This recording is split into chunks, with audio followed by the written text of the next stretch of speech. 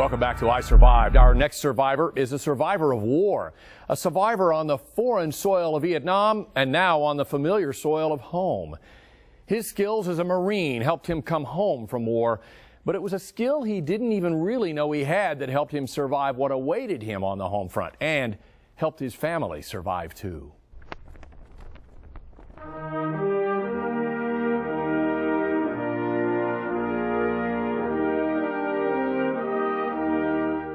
This may not be the Marine Corps story you're expecting to read.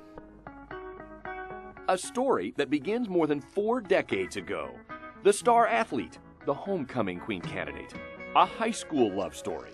Dinah Nash just knew John was the one. He was just different. He made me laugh and he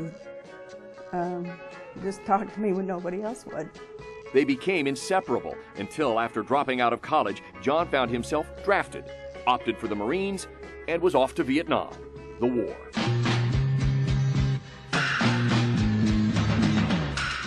It was lonely, and I was very proud of him. The letters helped, spelling out the highlights and the horrors of John's year in Vietnam. The young athlete and charmer from Raymore, seeing and experiencing violence and death and loss thousands of miles from home and his sweetheart. Honey, I love you so much, and when I get home, I'm going to show you just how much. When he did get home, he showed her his love by marrying her.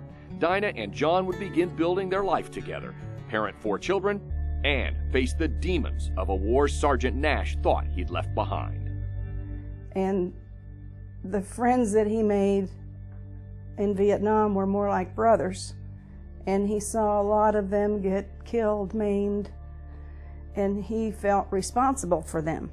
He had to kill too, a chore of war Dinah says conflicted with his faith.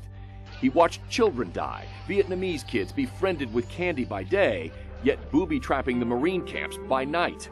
Painful memories that wouldn't go away, erupting in nightmares, soothed by drinking and even lashing out.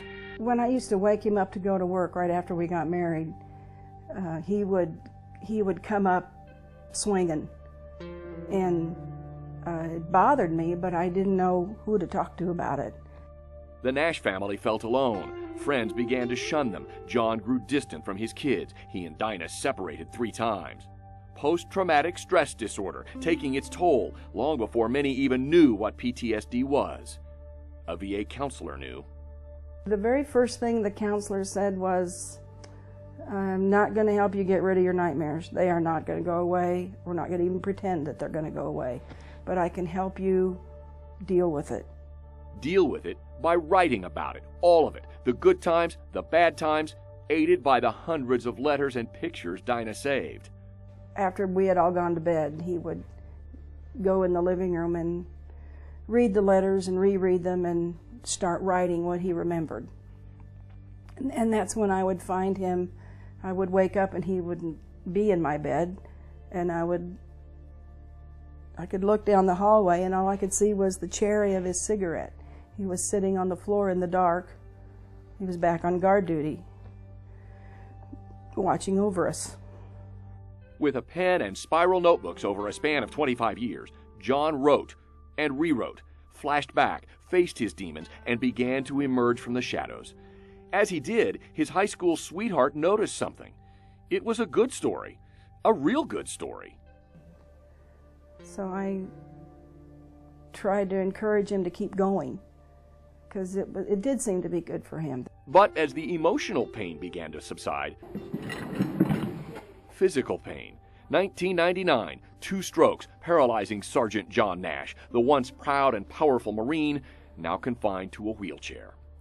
But not deterred, the pen gave way to the keyboard, and tap by tap, John kept working on his story, a story the Nash family decided was too good not to share, a story of war, a story of survival, and finally, a story in the hands of a publisher.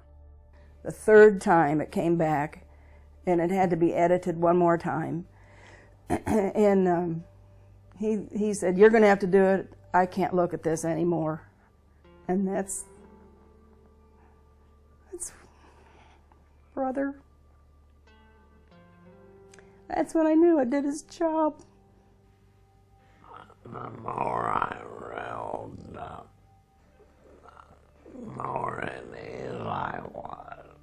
The more at ease you were, the easier it was for you to deal with your demons. And by the time Whispers of Death, the nightmare that lasted a lifetime, arrived on his doorstep, the nightmares of his past were gone. The promise of a brighter future with his family in their place. It was emotional. It was an emotional read for sure. But necessary for John's youngest daughter, Jenny. I never really had a relationship with Dad growing up.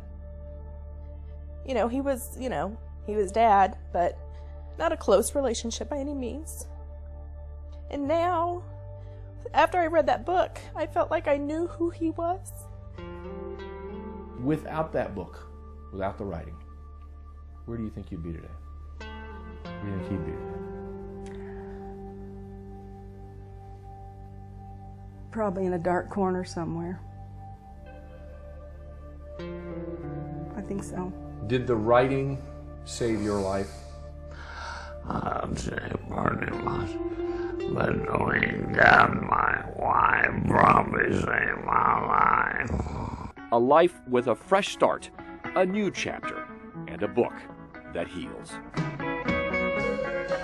And we have some resources for PTSD sufferers through the VA Medical Center, the same center that helped John, available on our website, fox4kc.com. And a link there to order your own copy of Whispers of Death, the nightmare that lasted a lifetime. Every